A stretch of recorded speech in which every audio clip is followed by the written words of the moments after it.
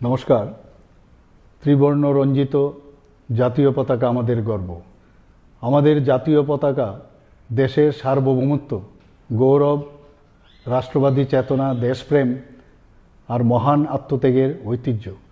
দেশের প্রত্যেক নাগরিকের কর্তব্য এই জাতীয় পতাকার মর্যাদা ও সম্মান রক্ষা করা, দেশভক্তি ও দেশপ্রেমের চেতনাকে সুদৃঢ় করে তুলতে এবং দেশের স্বাধীনতা সংগ্রামে ও স্বাধীনোত্তরকালে নিবেদিত বীর শহীদদের প্রতি শ্রদ্ধা জানানোর লক্ষ্যে মাননীয় প্রধানমন্ত্রী শ্রী নরেন্দ্র মোদীজির আহ্বানে সারা দেশের সাথে ত্রিপুরাতেও 2022 সালে 13 থেকে 15 আগস্ট প্রথমবার হর ঘর তিরঙ্গা কর্মসূচি পালন করা হয়।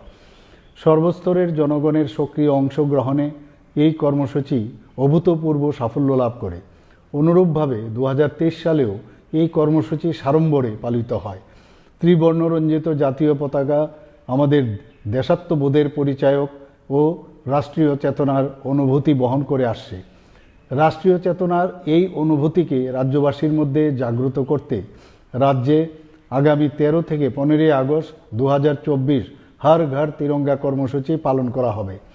এই কর্মসূচির অঙ্গ হিসাবে সরকারি ও বেসরকারি প্রতিষ্ঠানের পাশাপাশি রাজ্যের প্রতিটি বাড়িতে জাতীয় পতাকা উত্তোলন করা হবে।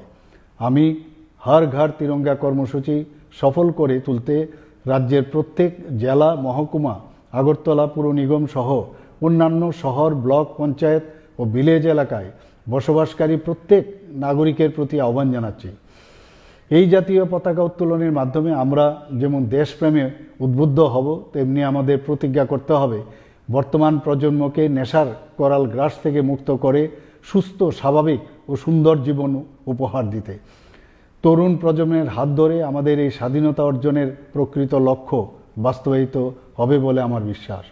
আসুন সবাই মিলে নেশামুক্ত ত্রিপুরা গড়তে আজকের এই দিনে অঙ্গীকারবদ্ধ হই। আমাদের প্রতিজ্ঞা হোক নেশামুক্ত ত্রিপুরা। নমস্কার।